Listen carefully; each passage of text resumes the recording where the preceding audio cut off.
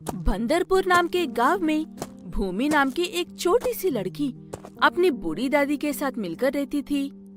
भूमि वैसे तो काफी होशियार लड़की है, लेकिन उसे कभी पढ़ने का मौका नहीं मिला। वो अपने अपने दोस्तों से थोड़ा बहुत पढ़ना सीख रही है, लेकिन लिखना बिल्कुल भी नहीं जानती है। भूमि की एक छोटी सी समोसा की दुकान है, जो उसके घर का ही एक हिस्सा है। भूमि की दादी अंधी थी, इसलिए उसे दुकान और दादी दोनों का ख्याल एक साथ रखना पड़ता है। दादी, यहीं पर बैठी रहो, ग्राहक आए हैं, मैं समोसे देकर आती हूँ। जरा वो चाय का कप देती जा बेटा, नीचे रखा था, अब मिल नहीं रहा है। भूमि अपनी दादी को चाय का कप देकर दुकान में समोसा देने के लिए जाती है, लेकिन दुकान में जो व्यक्ति आता था वो कोई ग्राहक नहीं था। वो एक सरकारी अधिकारी था जो बैंक की तरफ से आया था। बताइए अंकल जी, कितने समोसा चाहिए आपको? मैंने यहाँ पर समोसा लेने तो नहीं आया हूँ बेटा, लेकिन आ ही गया हूँ, तो एक समोसा दे दो। अगर आप समोसे लेने के लिए नहीं आई है तो क्यों आई हो? तब वो सरकारी अफसर भूमि को बताता है कि भूमि के पिता ने उसकी माँ का इलाज करने के लिए उनके घर पर लोन लिया था और अब वो लौटाने का समय है। अगर नहीं लौटाया तो सरकार उनके घर को जब्त कर लेगी। वो बातें सुनने के बाद छोटी सी भूमि के पैरों के नीचे से जमीन खिसक जाती है। तभी भूमि की दादी उसे आवाज लगाती है, भूमि बेटा, मेरी दवाई खाने के समय हो गया है, दवाइयाँ देकर जाओ बेटा। आई दादी।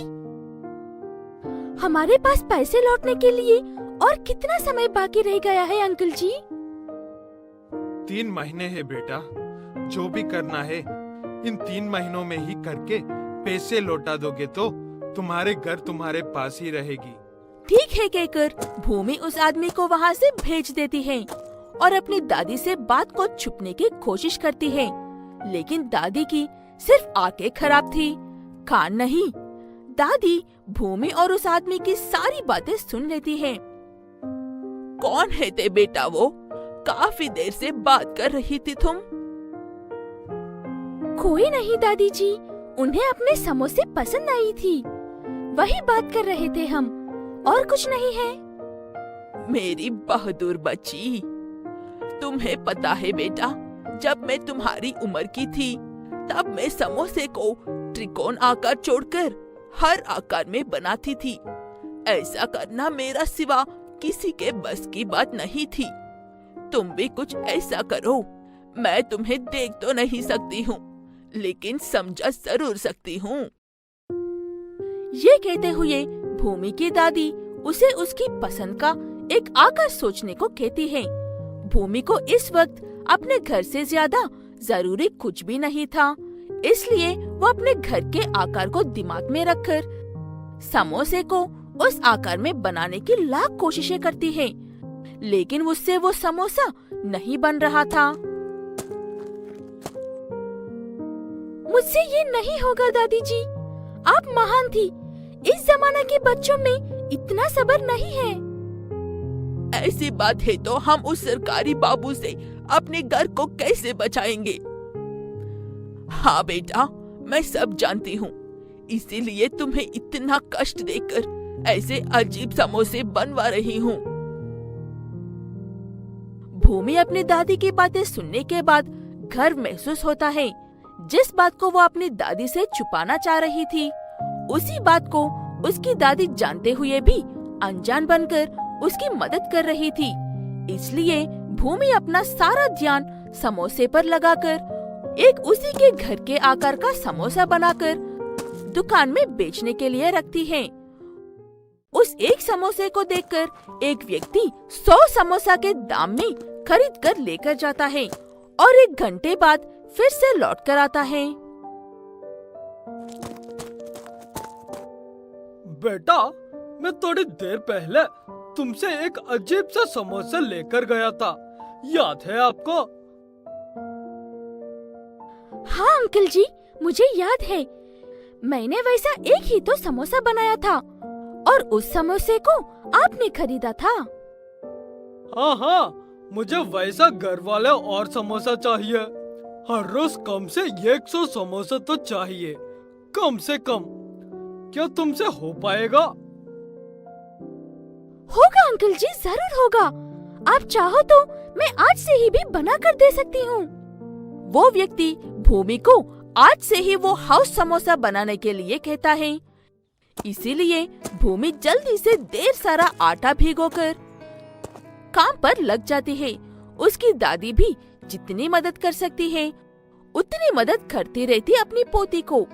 ऐसे भूमि 15 दिन में ही खूब मेहनत करके अपना घर बचने के लिए पैसा कमा लेती है और सरकार से अपने घर को बचा लेती है। कुछ साल बाद भूमि खूब पैसे कमाकर अपनी अंधी दादी के आंखों को ठीक करके अपने घर को एक समोसे जैसे घर में बदलकर उस घर में घर के आकार के समोसे बेचती है और खुशी खुशी अपनी दादी के साथ रहने लगती है। पंचनपुर नाम के गांव में धरनी नाम की एक लड़की रहती थी। वो काफी मेहनती लड़की है, लेकिन कोई भी काम करने पर उसे नहीं भा रहा था। जो व्यापार में लगा रही थी वो भी नहीं निकल रहे थे। धरनी जितनी मेहनती है उतनी ही मासूम भी है। इसीलिए सारे गांव वाले मिलकर उसे कोई भी एक कहानी सुनाकर उसके व्यापार के सामान में बिना पैसे दिए चीजें लेकर चले जाते हैं। ऐसे हमेशा नुकसान में रहती है धरनी। मैं अब कोई भी काम नहीं कर सकती, मुझसे नहीं हो रहा है। मैं कौन सा भी काम करना चाहूँ उसमें नुकसान ही हो रहा है पिताजी। मुझे माफ कर दो बेटा। अगर मैं अपाहिज नहीं होता तो तुम्हें आज ये दिन नहीं देखना पड़ता। ऐसी बात मत करो पिताजी। आपने बचपन में मुझे कितने अच्छे पाला था, क्या मुझे वो याद नहीं है? लेकिन मैं भी व्यापार ढंग से नहीं कर पा रही हूँ। ऐसे दुखी नहीं होते हैं। कोई भी काम कर लो, अगर हम उसमें अपनी काबिलियत दिखा दे तो बेकार की चीजों से भी ढेर सारा लाभ कमा सकते हैं। इसीलिए पीछे हटे बिना मेहनत करो बेटा। मैं हमेशा तुम्हारे पीछे ही रहूंगा। ठीक है पिताजी, थोड़ी सी मदद देखकर एक नया व्यापार शुरू करती हूँ। ये कहते हुए वहाँ से चली जाती है धरनी। ऐसे चलते हुए दूसरे गांव जाते वक्त रास्ते में उसे उसकी दोस्त भूमि मिलती है। अरे धरनी, काफी दिनों बाद नजर आ रही हो, कैसे हो? हाँ, अब जैसी भी हो भूमि, मेरी तकलीफ क्या बताऊं? ये कहते हुए अपनी मुसीबतों के बारे में बताकर वो जो नया व्यापार शुरू करने की कोशिश कर रही थी उसके बारे में भी भूमि से कहती है।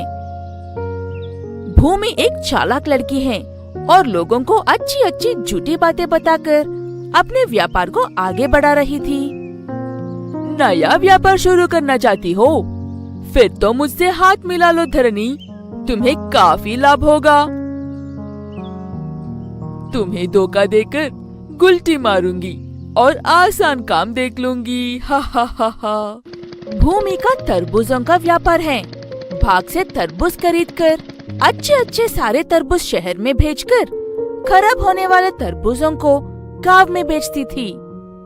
अगर कोई ऐसे क्यों है कहकर सवाल किया तो तुम्हारे ही बाग के तरबूज है कहकर झगड़ाती थी। वो लोगों को कहने के लिए कुछ नहीं रहता, इसीलिए उस गांव का कोई भी वासी उनके पास नहीं जाता था। ऐसे ही उसकी हरकतों की वजह से गांव में मोल भाव भी कम हो गए थे। ऐसे समय में उसके हाथ भोली सी धरनी लगती है। मैंने आज से पहले कभी भी तरबूजों का व्यापार नहीं किया है, ये भी एक बार करके देख लेती हूँ भूमि। ये कहते हुए भूमि से तरबूज खरीदकर अपने गांव में व्यापार शुरू करती है धरनी।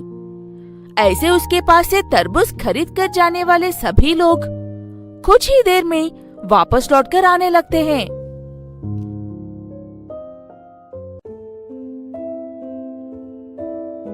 क्या ये तरबूजे ही है?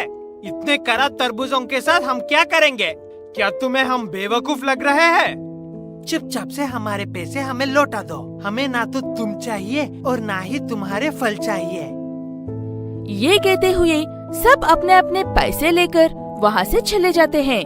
उसके बाद बाकी फलों को काट कर देखा तो वो सब भी खराब थे। उसके बाद परेशान धरनी को कुछ समझ में नहीं आता, इसीलिए घर जाकर अपने पिता से सारी बात कहती है। चुप हो जाओ बेटा, इसमें तुम्हारी कुछ भी गलती नहीं है। तुम्हें धोखा देने वालों को सबक सिखाने के लिए इन्हीं खराब तरबूजों से तुम्हें कुछ अच्छा सा करके दिखाना होगा। वो बातें सुनने के बाद धरनी को थोड़ी हिम्मत आती है और कुछ देर बाद उसे एक अच्छा सा ख्याल भी आता है। तुरंत उन तरबूजों को लेकर उनके 2 टुकड़े करने के बाद अंदर से साफ करके उसमें बिरयानी बनाकर अपने पिता को देती है।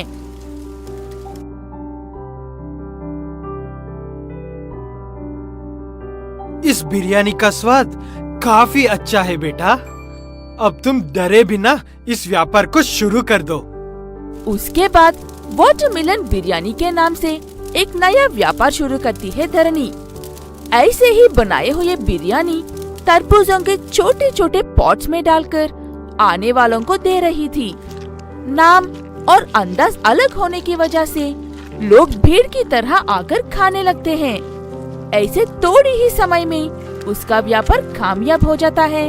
हर हफ्ते में एक बार धरनी भूमि से एक बड़ी सी ट्रैक्टर भर के तरबूज खरीद कर ले जाती थी और भूमि को कुछ समझ में नहीं आता था।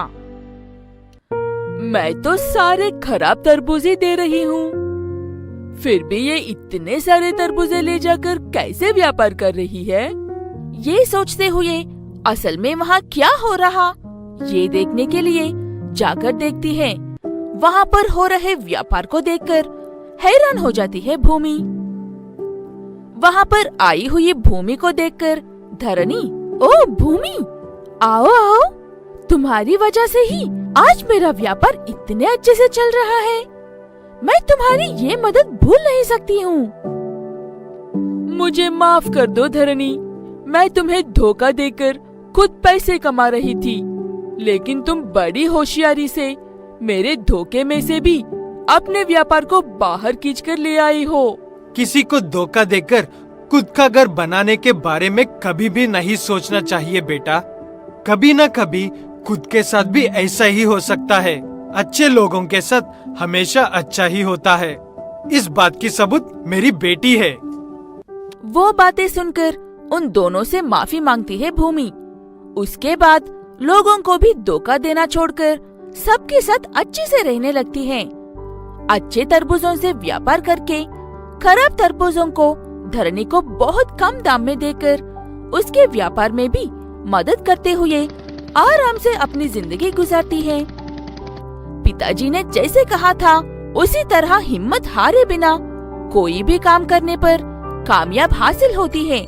ये बात वो जानने के बाद धरनी अपने पिता के साथ मिलकर व्यापार करने लगती